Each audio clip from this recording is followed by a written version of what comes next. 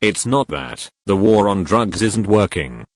It's that the law and the authorities like RCMP, OPP, and government are participating in organized crime, allowing drugs to make it through the border, and they collect a percentage for allowing it to pass through. Police corruption and governmental corruption is taking place. That's why the war on drugs isn't working. But giving in and saying, oh well, drug addicts are just going to get and use their drugs, no matter what we do, so we should just give it to them, and enable drug use in this province. Which is prolonging one's addiction, making it so it's impossible to ever defeat that addiction, because the influence is now displayed everywhere, and enabled everywhere.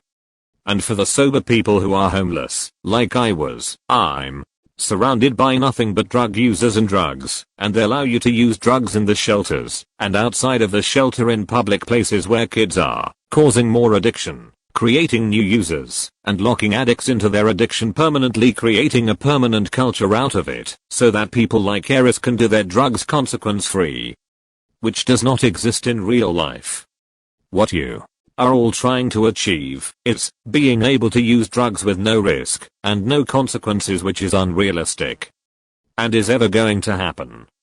And is also very delusional. People want to do drugs and not die. Never going to happen. That's like saying you want to jump out of a fucking plane with no parachute but not die.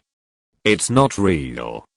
It's not reality. It's not going to happen. But addicts are selfish because of the addiction. Creating ways for it and them to thrive and continue using without any interference, including nature itself. We live in a world where humans now deny their own nature. Denying true reality, and creating their own fake realities to live in, which have no rules or logic at all. This is an example of that. I've been through addiction, good thing it wasn't out here in BC, or I would still be stuck in it, with no escape. Easy access to drugs, unlimited access, no need to worry about jail or any consequences, and I get to use in public. Wherever I want, putting everyone else at risk, and creating influence which leads others to think drugs must be okay to do, if everyone else is doing it, and the law is supporting it. Creating more and more drug users out of sober, vulnerable homeless people, via influence, and social pressure enabling it. I beat addiction from getting away from it, and cutting myself off from being able to get it. There is no easy way to become sober. Pain must happen. Withdrawals and dope sickness must be faced. Isolation and blockage from easy access to drugs and money for drugs is a cure, and getting away from this influential, drug-enabling culture, which only exists in BC, I've been all over Canada. And BC is soft, and it's not even as dangerous as the rest of the places in Canada, which have way more gangs and gun violence and crime. But BC is known for its drug culture. The way you guys are trying to do things out here is the direct cause of the increase of addiction and death in British Columbia, Canada, and not only have I been addicted to drugs, and been to jail, been affiliated with gangs, and been an alcoholic. I know the drug trade, and how it works, very well. I was selling crack and pills when I was 14. You're either a consumer or a producer, you can't be both. You won't last long if you touch the product. And if I ever wanted to get rich off selling drugs, and get away with it, I could just come to British Columbia, because I'll never get caught. Cops aren't looking for a drug dealer. They are not looking for trafficking because it's legal. Using and possessing hard street drugs in BC is legal, so why would cops be shaking people down for selling drugs? They're not. I was homeless for 6-7 years in BC, from the mainland to the island. Been up and down the East Hastings Strip.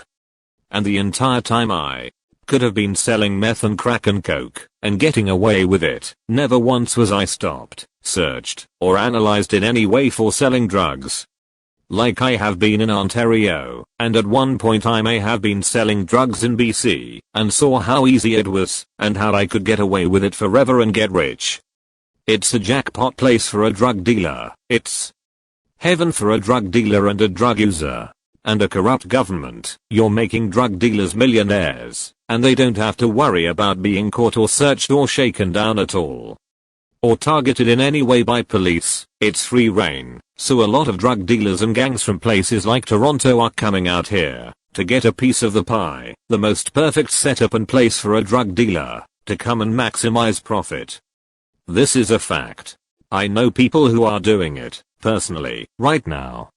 This is the dark reality behind what's happening, that you civilians can't see, and have no experience in the street life, to identify what's actually going on with this, and you haven't been homeless all over Canada, to see the difference between drugs here, and drugs in Ontario, in a place much worse for gangs, gun violence and drug dealers.